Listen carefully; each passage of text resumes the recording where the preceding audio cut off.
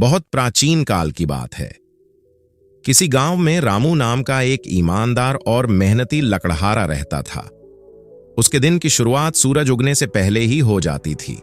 हाथ में कुल्हाड़ी लेकर वह घने जंगल की ओर निकल पड़ता, जहां घंटों मेहनत करके वह सूखी लकड़ियां काटता। शाम होते होते वह भारी भरकम लकड़ियों का गट्ठर अपनी पीठ पर उठाकर राजा के महल तक पहुंचाता। यही उसका काम था, राजमहल में ईंधन के लिए अच्छी लकड़ियां उपलब्ध कराना। महल से जो थोड़ा बहुत धन उसे मिलता, उसी से वह अपने और अपने नन्हे बेटे सुंदर का पेट पालता था। सुंदर ही रामू की दुनिया था, क्योंकि उसकी पत्नी का देहांत बहुत पहले हो चुका था। एक दिन हमेशा की तरह रामू जंगल की ओर जा रहा था। मौसम सुहावना था और पेड़ों की हल्की सरसराहट मानो उसका स्वागत कर रही थी। लेकिन चलते चलते अचानक उसका पैर एक बड़े पत्थर से टकरा गया। तेज दर्द से उसके मुंह से तत्काल एक चीख निकल गई। कुछ क्षणों के लिए वह रुका, दर्द सहा, पर फिर भी उसने हिम्मत नहीं हारी। रामू की फितरत ही कुछ ऐसी थी, दर्द सहकर भी दूसरों का सोचने वाला दिल। उसने पत्थर को देखा और मन में विचार आया, अगर मुझे इस पत्थर से ठोकर लग सकती है तो कोई और राहगीर भी गिर सकता है। क्यों ना इसे रास्ते से हटा दूं। मानवता का यही गुण उसे सभी से अलग बनाता था। वह झुककर पत्थर को हटाने लगा, लेकिन जैसे ही पत्थर एक ओर खिसका, उसके नीचे से अचानक एक विशाल काले रंग का सांप फुर्ती से बाहर निकला। इससे पहले कि रामू कुछ समझ पाता, सांप ने बिजली सी तेजी से उसे डस लिया। विष इतना प्रबल था कि बेचारे रामू के मुंह से पानी तक मांगने की शक्ति न रही। वह वहीं धरती पर गिर पड़ा और उसकी सांसें हमेशा के लिए थम गईं। रामू की पत्नी तो पहले ही संसार छोड़ चुकी थी और अब उसका छोटा सा बेटा सुंदर पूरी तरह अकेला हो गया। न किसी का सहारा, न कोई अपना। दिन हो या रात, उसकी आंखों के आंसू थमने का नाम ही नहीं लेते थे। वह मासूम बार बार अपने पिता को आवाज देता, मगर उसे संभालने वाला कोई नहीं था। गांव के लोग भी अपनी अपनी परेशानियों में उलझे रहते। ऐसे में उस अबोध बच्चे की ओर दया से देखने वाला भी मुश्किल से मिलता। लेकिन कहते हैं कि जब इंसान का कोई नहीं होता, तब भगवान उसका साथ देते हैं। वही हुआ। रामू की मौत की खबर जैसे ही राजा तक पहुंची, उसके दिल में उस अनाथ बच्चे सुंदर के लिए करुणा उमड़ पड़ी। उसने तुरंत अपने दरबार में बुलाकर एक दूसरे भरोसेमंद लकड़हारे को आदेश दिया, तुम उस बच्चे सुंदर को अपने पास रखो और उसकी पूरी देखभाल करो। उसके भोजन, कपड़े, शिक्षा, दीक्षा, जो भी खर्च आएगा, वह सारा खर्चा मैं तुम्हें दूंगा। राजा के इन शब्दों को सुनकर वह लकड़हारा राजा के प्रति कृतज्ञ हो गया। चूंकि उसकी अपनी कोई संतान नहीं थी, इसलिए वह मन ही मन खुश भी था कि अब उसके घर में भी एक नन्ही हंसी गूंजेगी। उसने पूरे मन से सुंदर को अपने बेटे की तरह पालना शुरू कर दिया। धीरे धीरे उसने सुंदर को लकड़ी से सुंदर सुंदर वस्तुएं बनाने की कला सिखानी शुरू की, जैसे लकड़ी के कंघे, रंग बिरंगे खिलौने, पंखे, कटोरियां और छोटे छोटे बर्तन। वह हर चीज पर इतनी बारीक नक्काशी करता कि देखने वाला दंग रह जाए। उसके हाथों की बारीकी मानो किसी कलाकार की चाहत को आकार देती हो। छोटा सा सुंदर भी इस कला को सीखते सीखते अपने नए पिता के बेहद करीब हो गया। अब वह लकड़हारे को ही अपना सच्चा पिता समझने लगा था और दोनों के बीच एक गहरा आत्मीय रिश्ता बन चुका था। लकड़हारे के पड़ोस में एक कुम्हार रहता था, जिसकी एक प्यारी और सुंदर बेटी थी, कमला। कमला और सुंदर लगभग एक ही उम्र के थे, इसलिए बचपन से ही दोनों साथ खेलते, साथ हंसते और एक दूसरे के साथ ही दिन भर मस्ती करते। धीरे धीरे उनकी दोस्ती इतनी गहरी हो गई कि दोनों के कदम भी बिना एक दूसरे के आगे नहीं बढ़ते थे। एक दिन की बात है, छोटी सी कमला अपने घर के लिए पानी भरने के उद्देश्य से कुएं पर गई। गर्मी का दिन था और सूरज सिर के ऊपर चमक रहा था। जैसे ही उसने रस्सी का घड़ा कुएं में डाला, तभी उसका हाथ फिसला और रस्सी छपाक की आवाज के साथ कुएं में जा गिरी। रस्सा डूबता देख कमला घबरा गई और वहीं खड़े खड़े जोर जोर से रोने लगी। उसे डर था कि घर पहुंचने पर उसकी मां उसे डांट पड़ेगी या शायद मार भी पड़े। इतने में संयोगवश सुंदर उधर से गुजर रहा था। उसने देखा कि कमला रोए जा रही है। वह तुरंत उसके पास पहुंचा और पूछा, तुम रो क्यों रही हो कमला? कमला ने रोते रोते अपने आंसू पोंछे और बोली, मेरा रस्सा कुएं में गिर गया है सुंदर, अब मेरी मां मुझे बहुत मारेगी। सुंदर ने मजाक में मुस्कुराते हुए कहा, अच्छा है, तुम्हें तो सच में मार पड़नी चाहिए। कमला ने गुस्से और रोने के बीच पूछा, क्या तुम मेरा रस्से को निकाल सकते हो? सुंदर ने रौब से कहा, हां, निकाल सकता हूं, पर एक शर्त पर। कमला ने भोलेपन से पूछा, कौन सी शर्त? सुंदर बोला, तुम मुझसे वादा करो कि तुम मेरे साथ शादी कर लोगी। अब कमला भला क्या जाने कि शादी जैसी चीज का क्या मतलब होता है। उसके लिए तो यह भी गुड्डे गुड़ियों के खेल जैसा ही कोई खेल था। वह झट से बोली, हां हां, जरूर कर लूंगी। बस इतना सुनना था कि सुंदर का चेहरा खिल उठा। उसने तुरंत अपनी पगड़ी कुएं में लटका दी, पर पगड़ी की लंबाई कुएं की गहराई के सामने बहुत कम थी। पानी की सतह तक वह पहुंच ही नहीं पा रही थी। सुंदर कुछ पल सोच में पड़ा, फिर उसने पगड़ी बाहर निकालकर उसे कमला के दुपट्टे से बांधा। लंबाई बढ़ाने के लिए उसने उसमें कुछ कांटे भी जोड़ दिए ताकि रस्से में आसानी से फंस जाए। जब यह अस्थाई जुगाड़ कुएं में डाला गया तो कुछ ही क्षणों में रस्सा कांटों में उलझ गया। सुंदर ने सावधानी से पूरा बांधा हुआ सिरा ऊपर खींचा और आखिरकार रस्सा बाहर निकल आया। कमला खुशी से फूली नहीं समाई। उसने रस्सा लिया और तेजी से घर की ओर भागने लगी, पर जैसे ही वह मुड़ी, सुंदर ने उसका हाथ पकड़ लिया और मासूमियत से बोला, तुमने मुझसे वादा किया था कि तुम मुझसे शादी कर लोगी। तुम पहले अपना वादा पूरा करो, उसके बाद ही घर जाना। सुंदर ने मासूम लेकिन दृढ़ आवाज में कहा। वह बोला, आओ इस पेड़ के इर्द गिर्द चक्कर लगाते हैं। कमला भी बिना किसी सोच विचार के मान गई। उसने अपने दुपट्टे का एक सिरा पकड़ा और दूसरे सिरे को सुंदर ने थाम लिया। दोनों उस पेड़ के चारों ओर मासूमियत से चक्कर लगाने लगे। कमला को क्या पता था कि ये चक्कर विवाह के फेरे माने जाते हैं और इसी से दो जीवन एक दूसरे के साथ बंध जाते हैं। उसके लिए तो यह बस एक बचपन का खेल था। समय पंख लगाकर उड़ गया। छोटी सी कमला अब एक युवा, सुशील और अत्यंत सुंदर लड़की बन चुकी थी। उसकी सुंदरता की चर्चा आसपास के गांवों तक ही नहीं बल्कि दूर दूर तक फैल चुकी थी। उसकी रूप, लावण्य और मधुर स्वभाव की कहानियां ऐसे घूमती थीं मानो कोई दुर्लभ सुगंध हवा में फैल गई हो। इसी बीच राजा के बेटे राजकुमार ने भी कमला की सुंदरता के किस्से सुने। पहले तो उसने ध्यान नहीं दिया, पर जब बार बार कमला का नाम सुनाई दिया तो उसके मन में उत्सुकता जागी। एक दिन उसने स्वयं जाकर कमला को देखने का निर्णय लिया। जैसे ही उसने कमला को देखा, वह उसकी सुंदरता पर मोहित हो गया। बस एक ही नजर काफी थी। राजकुमार उसके प्यार में डूब चुका था। महल लौटते ही उसने अपने पिता के सामने हठपूर्वक कहा, मैं शादी करूंगा तो बस कमला से ही करूंगा। राजा यह सुनकर परेशानी में पड़ गया। उसे यह बात बिल्कुल पसंद नहीं आई कि उसका बेटा एक गरीब कुम्हार की बेटी को अपनी रानी बनाए। वह किसी भी हाल में यह विवाह नहीं होने देना चाहता था। पर राजकुमार की जिद दिन ब दिन बढ़ती गई। उसने खाना पीना छोड़ दिया, दरबार में जाना छोड़ दिया, यहां तक कि किसी से बात तक नहीं करता था। उसके इस व्यवहार से राजा चिंतित हो उठा। उसने मंत्रियों से सलाह ली। सभी मंत्री बोले कि राजकुमार की इच्छा पूरी करनी चाहिए, वरना राज्य के भविष्य पर विपरीत असर पड़ सकता है। काफी सोच विचार के बाद राजा ने अंततः अपने बेटे की शादी कमला से कराने का फैसला कर लिया और यह शुभ संदेश कुम्हार के घर भेज दिया।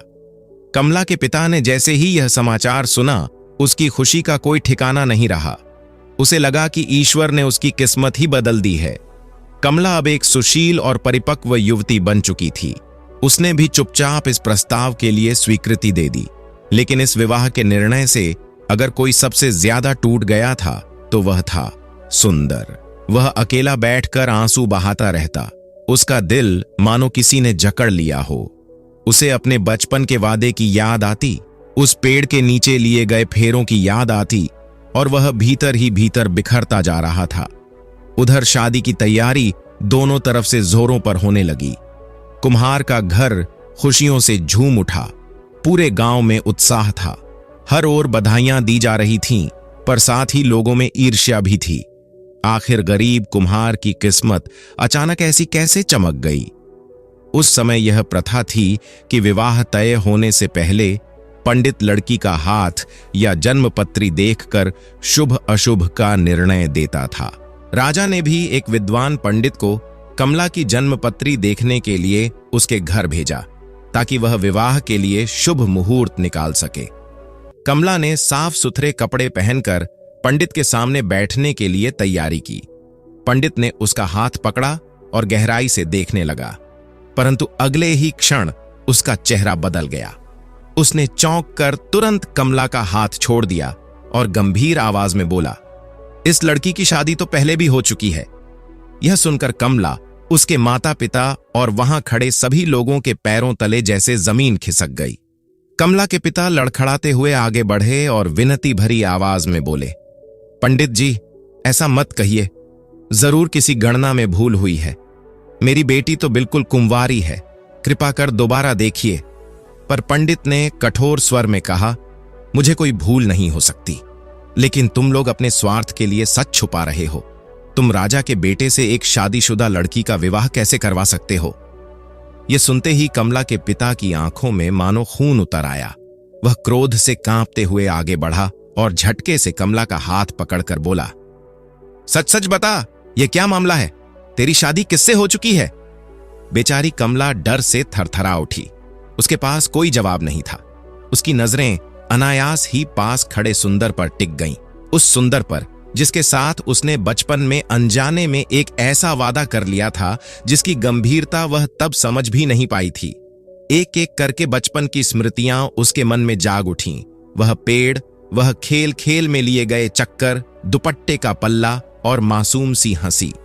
उसके गाल शर्म और डर से लाल हो गए। अंततः उसकी आंखें झुक गईं और उसने कांपती आवाज में पंडित के आगे सब सच सच कह दिया। वह बोली, पंडित जी, वो तो बस बचपन का खेल था, हमें समझ ही नहीं थी। यह सुनकर पंडित जी तुरंत उठ खड़े हुए और गंभीर स्वर में बोले, बेटी, शादी ब्याह कोई खेल नहीं होता। यह जीवन भर का पवित्र बंधन है। कमला का पिता अब क्रोध से कांप रहा था। उसकी सांसें तेज चल रही थीं, मानो दिल फट पड़ने को हो। बड़ी मुश्किल से उसने अपने आप पर काबू पाया और सुंदर की तरफ मुड़कर गरजते हुए बोला, सुंदर, तुमने मेरे साथ अच्छा नहीं किया। सुंदर बेचारा चुपचाप खड़ा सब कुछ सह रहा था। उसका अपराध सिर्फ इतना था कि वह बचपन की मासूम घटनाओं में बंधा रह गया था। उसी समय कमला का पिता गुस्से से चीख पड़ा, सुंदर, तू अभी इसी वक्त कमला को लेकर मेरी आंखों से दूर हो जा। दोनों इस गांव से निकल जाओ। मैं तुम दोनों को अपने सामने नहीं देखना चाहता। सुंदर का मन भारी था। वह कहीं जाना नहीं चाहता था, लेकिन गांव की पंचायत भी इकट्ठी हो गई।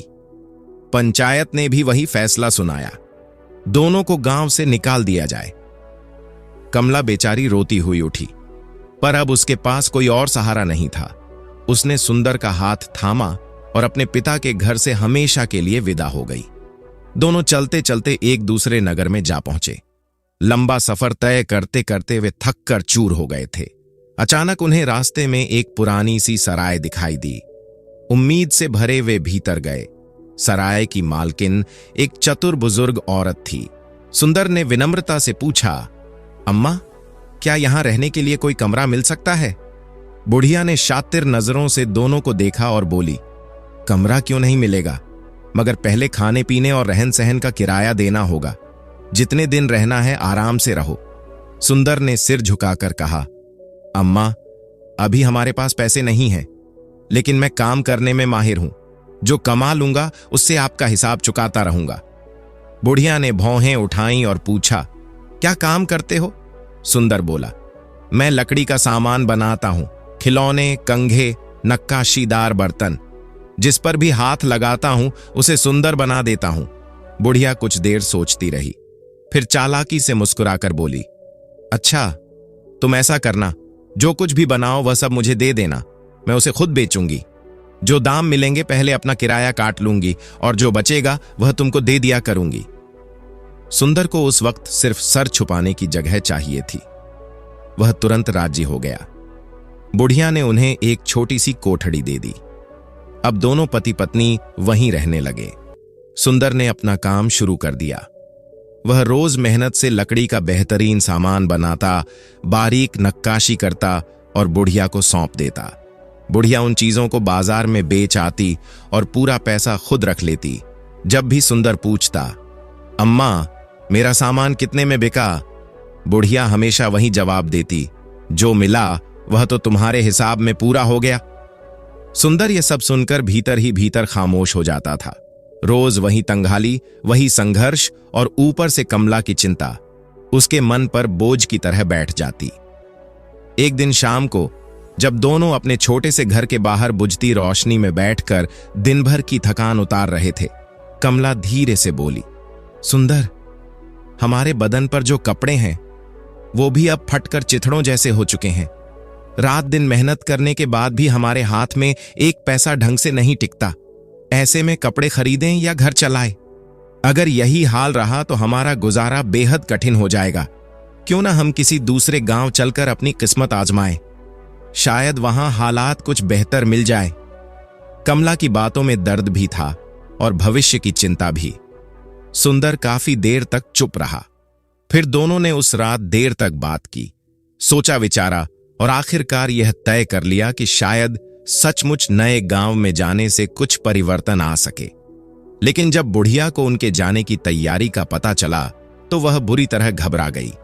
उसके लिए सुंदर कमला आमदनी का एक छोटा सा सहारा बन चुके थे।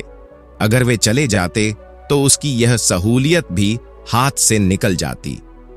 बुढ़िया ने अकेले में कमला को बुलाया और बड़ी बनावटी दया भरी आवाज में बोली, बेटी, लकड़ी के इस काम की कीमत तो हर गांव नगर में यही मिलेगी। कहीं जाओगे यही दाम मिलेंगे। अगर ज्यादा कमाई की ख्वाहिश है तो अपने सुंदर से कहना कि इस बार साधारण लकड़ी छोड़कर जंगल से संदल की लकड़ी लाए। उस लकड़ी से बना सामान महंगे दामों पर बिकता है। मेहनत वही, लेकिन फायदा कई गुना। कमला ने यह बात सुंदर को बताई। दोनों ने फिर देर तक सलाह मशविरा किया।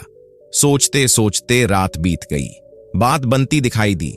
दूसरे नगर जाने में सफर की थकान, खर्च और अनिश्चितता, और अगर वहां भी यही दाम मिले तो पूरा जोखिम बेकार हो जाता। आखिरकार वे इस नतीजे पर पहुंचे, दूसरे नगर जाना बेकार है। इससे तो बेहतर है कि हम यहीं रहकर संदल की लकड़ी से सामान बनाएं। अगर किस्मत ने साथ दिया तो यही काम हमारी तकदीर बदल सकता है। सुंदर ने कुछ दिन बाद बुढ़िया से पूछा, अम्मा, यह चंदन की लकड़ी आखिर मिलती कहां से है? बुढ़िया ने उंगलियों से पश्चिम दिशा की ओर इशारा करते हुए कहा, इस नगर के पश्चिम में एक बहुत बड़ा घना जंगल है। उसी में चंदन के पेड़ लगे हैं। अगर लकड़ी चाहिए तो वहीं जाना पड़ेगा। सुंदर ने दृढ़ निश्चय से कहा, ठीक है, मैं कल ही उस जंगल की ओर रवाना हो जाऊंगा। मेरी गैर हाजिरी में आप कृपया मेरी पत्नी का ध्यान रखिएगा। अगली ही सुबह सुंदर सूरज निकलने से पहले उठ गया। हाथ में अपनी तेज कुल्हाड़ी, कंधे पर छोटा सा झोला और दिल में अपनी कमला का प्यार लिए वह जंगल की ओर चल पड़ा। जंगल का बाहरी हिस्सा बेहद मनमोहक था। हरे भरे पेड़, चहचहाते पक्षी और जमीन पर फैली सूरज की सुनहरी किरणें। पर जैसे जैसे सुंदर अंदर बढ़ता गया, जंगल धीरे धीरे घना, अंधेरा और रहस्यमय होता गया। पेड़ों की ऊंचाई सूरज की रोशनी को रोक रही थी। चारों ओर अजीब सी सरसराहट, अनजान आवाजें और हवा में चंदन की हल्की सी खुशबू फैली थी। सुंदर कुल्हाड़ी कंधे पर टांगे लगातार चलता रहा। चलते चलते वह जंगल के बहुत अंदर तक पहुंच गया। दर कई घंटों से उस घने जंगल में भटक रहा था, परंतु उसे ऐसा लग रहा था जैसे यह जंगल कभी खत्म ही नहीं होगा। हर कदम के साथ अंधेरा और भी घना होता जाता था और चारों ओर की चुप्पी उसके मन में भय पैदा कर रही थी। पेड़ों की ऊंची ऊंची शाखाएं आपस में इस तरह जुड़ी थीं कि ऊपर से आ रही सूरज की किरणें भी जमीन तक नहीं पहुंच पा रही थीं। सुंदर का हृदय तेजी से धड़क रहा था, लेकिन फिर भी वह हिम्मत बटोरकर आगे बढ़ता चला गया। चलते चलते उसे अचानक दूर पर पानी की चमक दिखाई दी। जब वह पास पहुंचा तो देखा एक शांत विस्तृत जोहड़ उसके सामने था। उसके चारों ओर विशाल पेड़ों का घना झुंड खड़ा था, मानो सदियों से उस स्थान की रक्षा कर रहा हो। सुंदर एक क्षण रुककर सोचने लगा, हे भगवान, इस बुढ़िया ने तो बिना कुछ सोचे समझे मुझे कितनी बड़ी मुसीबत में डाल दिया। मैं यहां तक आ तो गया, पर वापस कैसे जाऊंगा? उसके मन में अजीब सी घबराहट फैल गई। उसी समय उसकी नजर एक पेड़ के नीचे बैठे एक साधु पर पड़ी। साधु अत्यंत शांत मुद्रा में आंखें बंद किए ध्यान मग्न था और उसके चारों ओर मानो एक दिव्य प्रकाश फैल रहा हो। सुंदर तुरंत विनम्रता से उनके चरणों में गिर पड़ा। साधु ने धीरे से आंखें खोलीं और बेहद स्नेह से पूछा, बेटा, तू इस वीरान और खतरनाक जंगल में अकेला कैसे आ गया? सुंदर ने आदरपूर्वक कहा, बाबा, मुझे चंदन की लकड़ी की आवश्यकता है। घर की परिस्थितियां ऐसी हैं कि मुझे यह काम करना ही पड़ेगा। साधु ने गंभीर स्वर में कहा, चंदन का जंगल यहां से बहुत दूर है मेरे बच्चे। वहां जाना आसान नहीं। वहां जंगली जानवरों का कब्जा है। अगर वास्तव में तेरे दिल में साहस है तो अपने दाएं हाथ की तरफ सीधा बढ़ता चला जा। साधु की बात सुनकर सुंदर के पैर जैसे थम गए। वह सोचने लगा, इतना सफर तो कर ही लिया है, अब और आगे जाना होगा। खाली हाथ लौटना तो बिल्कुल भी ठीक नहीं। आखिरकार उसने हिम्मत जुटाई और साधु द्वारा बताई दिशा में चल पड़ा। उसने दिन रात चलते हुए, भूख प्यास सहते हुए कई पहाड़ियों और घाटियों को पार किया। हवा में चंदन की हल्की खुशबू आने लगी और उसे समझ आ गया कि वह सही रास्ते पर है। कई दिनों की कठिन यात्रा के बाद अंततः वह चंदन के जंगल तक पहुंच गया। ऊंचे ऊंचे पेड़ों से फैली खुशबू जैसे उसके मन में नई ऊर्जा भर रही थी। उसने अपनी कुल्हाड़ी निकाली और चंदन की चुनिंदा लकड़ियां काटनी शुरू कर दी। फिर उसने घास फूस इकट्ठा करके एक बड़ा सा गट्ठर बनाया, उसे मजबूती से रस्सी से बांधा और बहुत कठिनाई से अपने कंधे पर उठा लिया। अकेला आदमी इतना भारी बोझ कब तक उठाए रखता? थोड़ी दूर चलता, फिर लकड़ियों का गट्ठर नीचे रखकर सांसें संभालता, फिर उठाता और आगे बढ़ता। इस तरह लगातार संघर्ष करते हुए उसे 3-4 दिन हो गए। एक दिन वह एक शांत झील के किनारे बैठा आराम कर रहा था। उसने लकड़ियों का बोझ जमीन पर रखा ही था कि अचानक जंगल के अंदर से एक तेज, दिल दहला देने वाली चीख सुनाई दी। किसी महिला की चीख। सुंदर चौकन्ना हो गया। उसने बिना देर किए लकड़ियों का गट्ठर छोड़ दिया, कुल्हाड़ी हाथ में उठाई और तेजी से उसी दिशा की ओर दौड़ पड़ा। थोड़ी ही दूरी पर पहुंचकर उसने देखा कि एक खूंखार शेर एक गाय को जमीन पर दबोचे हुए था और अगले ही पल उसे चीर देने वाला था। सुंदर के भीतर का साहस अचानक जाग उठा। उसने बिना सोचे समझे अपनी कुल्हाड़ी लहराई और जोरदार हमला कर दिया। शेर तड़पकर गाय को छोड़कर मुड़ा और भयावह गुर्राहट के साथ सुंदर पर झपट पड़ा। शेर की आंखों में खून की प्यास साफ दिखाई दे रही थी। सुंदर ने पूरी ताकत से दूसरा वार किया, फिर तीसरा। कुछ पलों की भयंकर लड़ाई के बाद शेर जमीन पर गिर पड़ा, निढाल, हमेशा के लिए शांत। लेकिन इस संघर्ष में सुंदर बुरी तरह घायल हो चुका था। उसके शरीर पर गहरे घाव थे और खून तेजी से बह रहा था। जिस क्षण उसने सोचा कि शायद वह खड़ा रह पाएगा, उसी क्षण उसकी आंखों के आगे अंधेरा छा गया और वह जमीन पर गिरकर पूरी तरह बेहोश हो गया। सुंदर को जब धीरे धीरे होश आया तो उसे ऐसा लगा मानो वह किसी अनजान दुनिया में आ गया हो। उसकी आंखें खुलीं तो उसने खुद को एक छोटी लेकिन बेहद साफ सुथरी मिट्टी की झोपड़ी में लेटा पाया। झोपड़ी के अंदर हल्की धूप एक कोने से छनकर आ रही थी और उसके पास ही एक बूढ़ी औरत चिंता भरी नजरों से उस पर निगाहें टिकाए बैठी थी। सुंदर ने दर्द से कराहते हुए पूछा, अम्मा, आप कौन हैं? मैं यहां कैसे आया?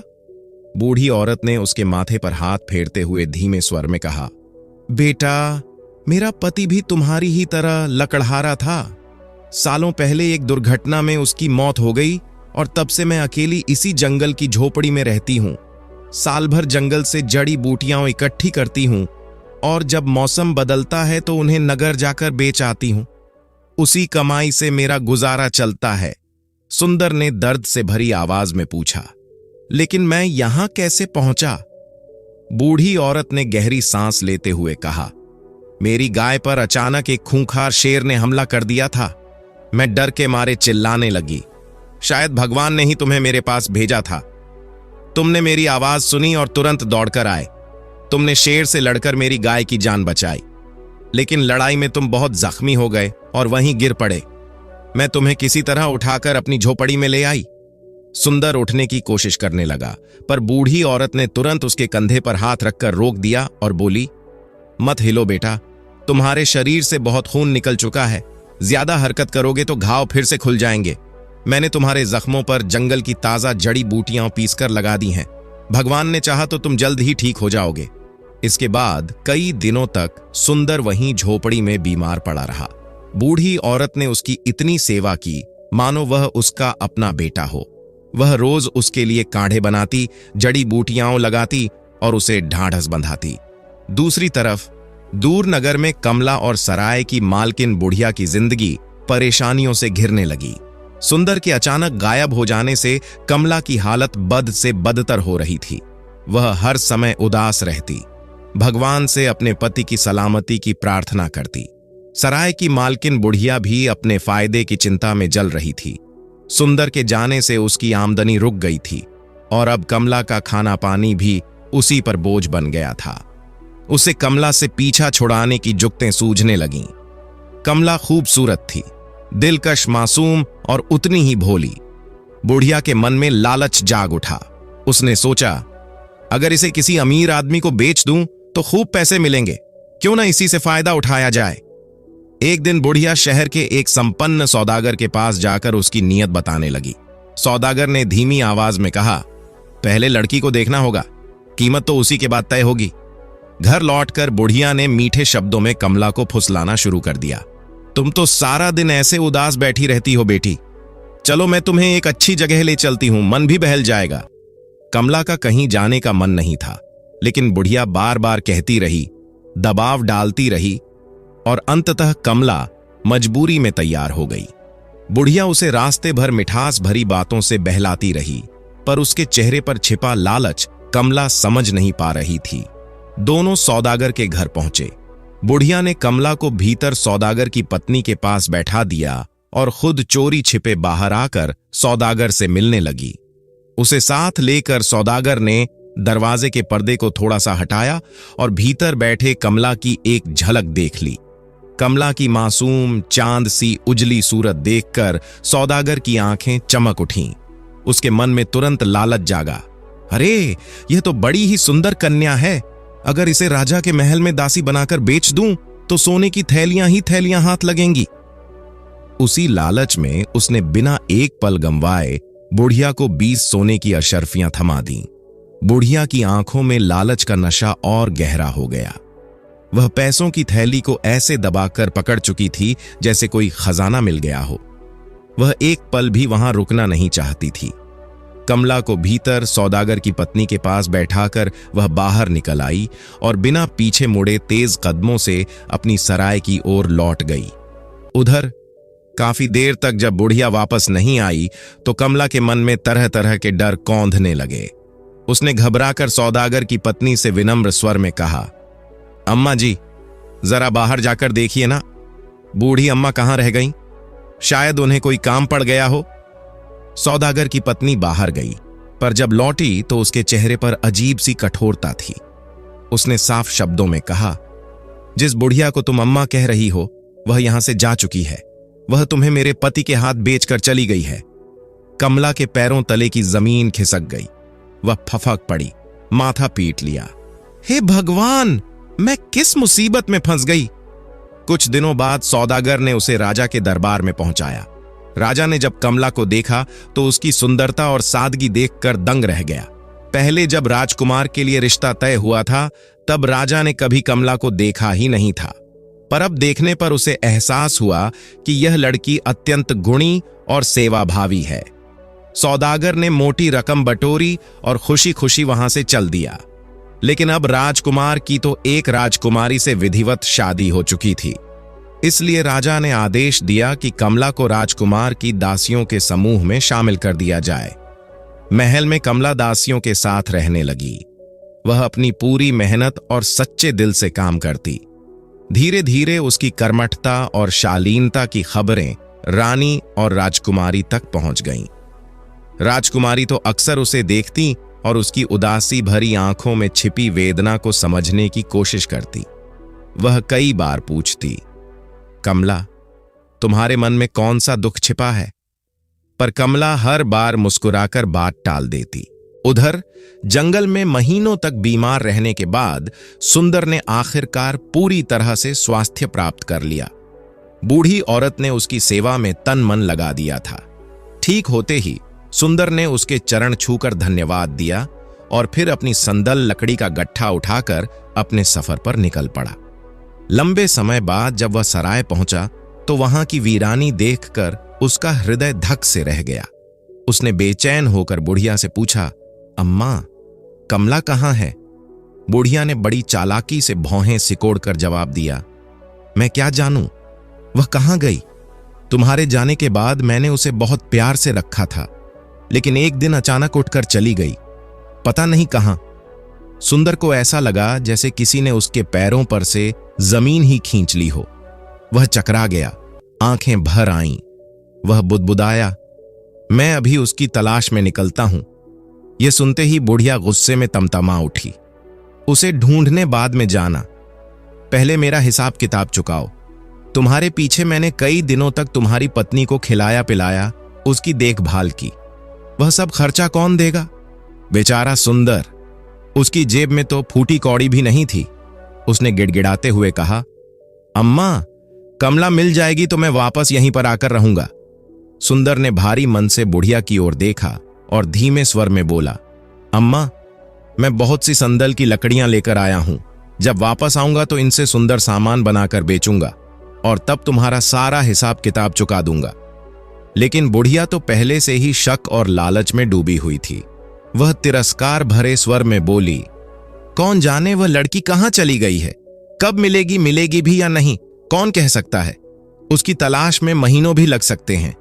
मैं इतना लंबा इंतजार नहीं कर सकती। पहले तुम संदल की लकड़ियों का सारा सामान बनाकर दो, फिर जहां चाहो वहां चले जाना। बेचारे सुंदर के पास कोई विकल्प नहीं बचा था। कमला की यादों से भरा उसका हृदय रो रहा था, लेकिन परिस्थितियों ने उसे मजबूर कर दिया। उसने गहरी सांस लेकर बुढ़िया की शर्त मान ली। अब वह दिन रात संदल की लकड़ियों पर नक्काशी करता रहता, पर हर नक्काशी के बीच उसका मन कमला के चेहरे की ओर लौट जाता।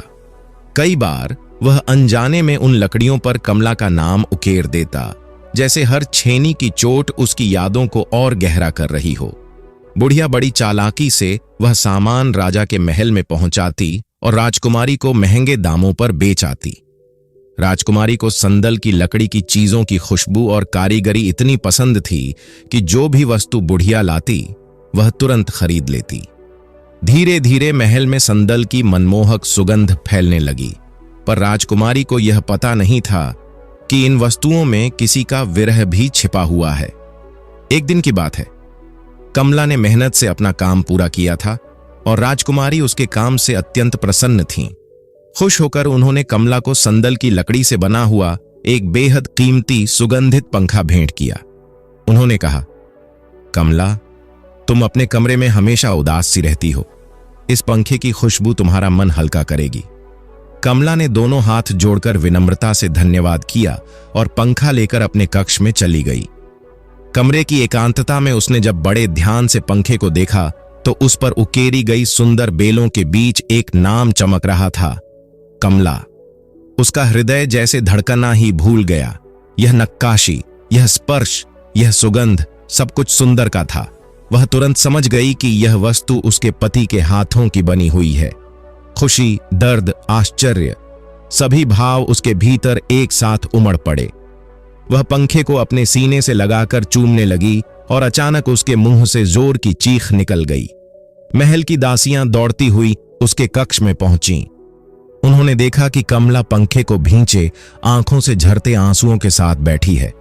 सबने घबराकर पूछा, कमला, क्या हुआ? क्यों रो रही हो? लेकिन कमला ने किसी को कोई जवाब नहीं दिया। वह बस रोती रही, जैसे इतने दिनों का विरह एक ही पल में बाहर निकल आया हो। दासियों ने तुरंत यह बात राजकुमारी तक पहुंचाई। राजकुमारी ने कमला को अपने पास बुलाया और पूछा, तुम वह पंखा चूम चूम कर क्यों रो रही थी कमला? कुछ तो बात है। तभी दरवाजे पर कदमों की आहट हुई और राजकुमार वहां आ पहुंचे। उनकी नजर जैसे ही कमला पर पड़ी वे चौंक गए। अरे, यह तो वही कुम्हार की बेटी है जिससे मैं कभी विवाह करना चाहता था।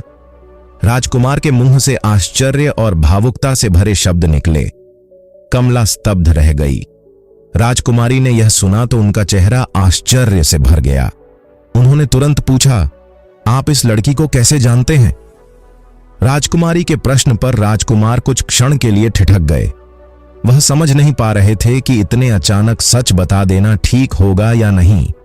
इसलिए उन्होंने हल्के से हाथ का इशारा करके राजकुमारी को समझा दिया कि मैं तुम्हें सब कुछ बाद में विस्तार से समझाऊंगा। राजकुमारी को भी राजकुमार की नजरों में छिपी गंभीरता समझ आ गई, इसलिए उन्होंने आगे कुछ नहीं पूछा। तभी राजकुमार ने कमला की ओर देखा और शांत स्वर में कहा, कमला, अब तुम बिना किसी भय के सच सच बता दो कि तुम्हारे साथ अब तक क्या हुआ। राजकुमार के स्वर में दया और विश्वास था, इसलिए कमला का दिल पिघल गया। उसने गहरी सांस ली और रोते रोते अपनी पूरी दास्तान सुना दी। कैसे उसके पति सुंदर को धोखे से जंगल भेजा गया, कैसे उसे घर से बहला फुसला कर ले जाया गया और फिर कैसे उसे सौदागर के हाथ बेच दिया गया। कमला की राम कहानी सुनकर राजकुमारी का हृदय द्रवित हो उठा।